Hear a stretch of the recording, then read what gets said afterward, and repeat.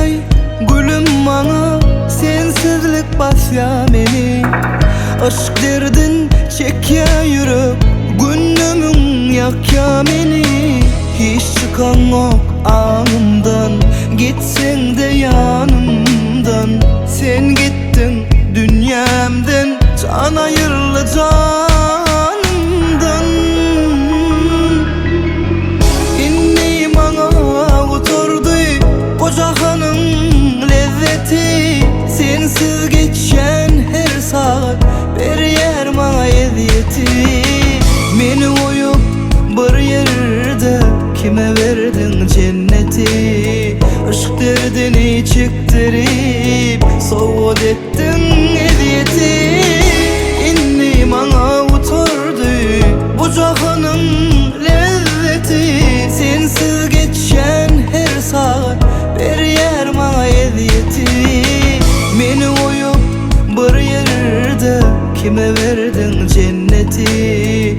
Aşk derdini çektirip soğut ettin eziyeti.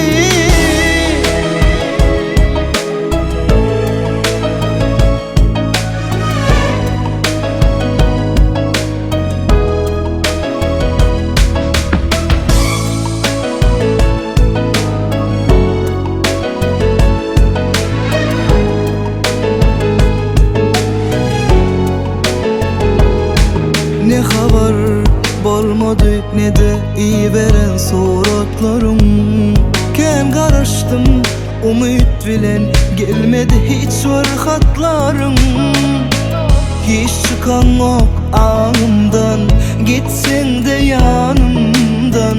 Sen gittin dünyamdan, can ayırlı canımdan. İnni bana oturdu bu cahanın lezzeti. Sensiz geçen her saat bir yer bana eziyeti. Beni oyup bir yerde kime verdin cenneti? Aşk derdini çektirip soğut ettin eziyeti. İnni bana oturdu bu cahanın lezzeti. Sensiz geçen her saat bir yer bana eziyeti. Beni oyup bir yerde kime verdin cenneti? Aşk derdini çektirip soğut ettin